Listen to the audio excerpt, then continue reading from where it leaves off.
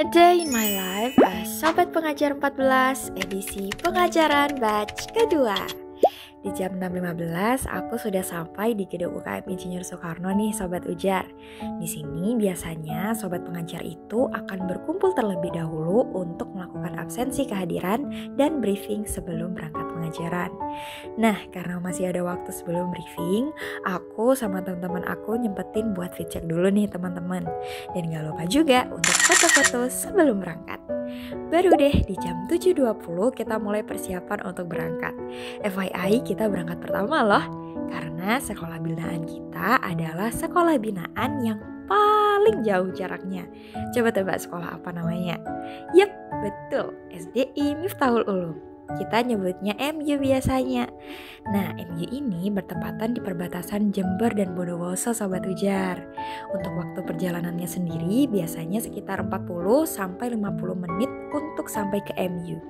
Meskipun jauh, tentunya kita tetap bersemangat dong. Karena apa?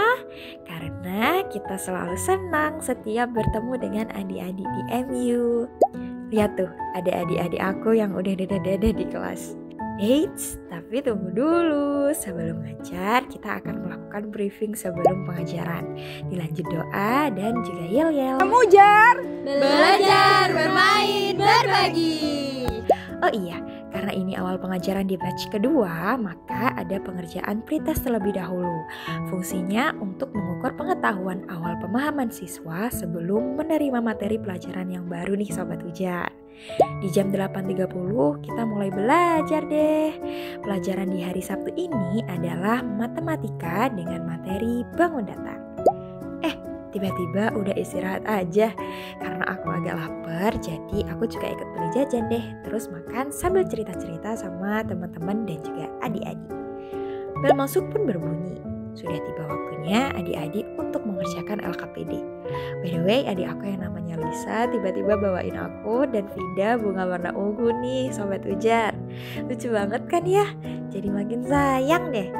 Oh iya, selanjutnya karena adik-adik kelas 4, 5, 6 atau kelas atas itu akan mengikuti lomba gerak jalan, jadi di jam 10.00 adik-adik diarahkan untuk latihan gerak jalan.